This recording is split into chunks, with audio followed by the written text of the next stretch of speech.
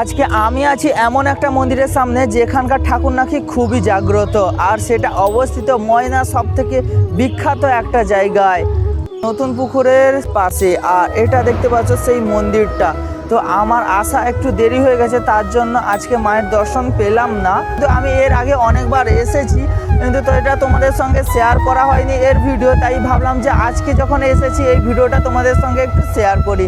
তো আমি এখন দাঁড়িয়ে আছি ময়নার সেই জাগ্রত মায়ের মন্দিরের সামনেই। আর এখন আমি সামনের দিকে যাই, যেহেতু আজকে দর্শন পেলাম না, তো সামনে থাকা ওই যে ঘন্টিটি একটু বাজিয়ে আসি আর মন থেকে তো মায়ের একটু স্মরণ করে আসি। তো চলো, যাতে আমার কিছু আশা আর পূরণ হয়, আর তার সঙ্গে তোমাদেরও কিছু আশা যাতে পূরণ হয়। তো এই আছে ঘন্টি, তো এটা এখন বাজাবো আমি।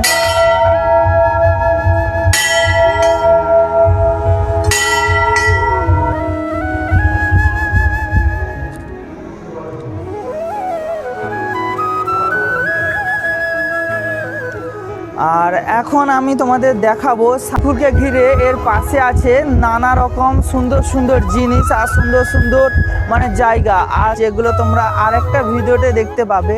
তো তার আগে দেখে দে, এই যে সামনে দেখতে পাচ্ছ ফুলের যে কিছু একটা আছে, তো এটা কতটা সুন্দর লাগছে। তো এরকম এই পুকুরটার আশেপাশে তো খুব সুন্দর সুন্দর জায়গা আছে, জিনিস আছে, আলো আছে। তো সেগুলো তোমাদের নেক্সট ভিডিওতে শেয়ার করবো। তো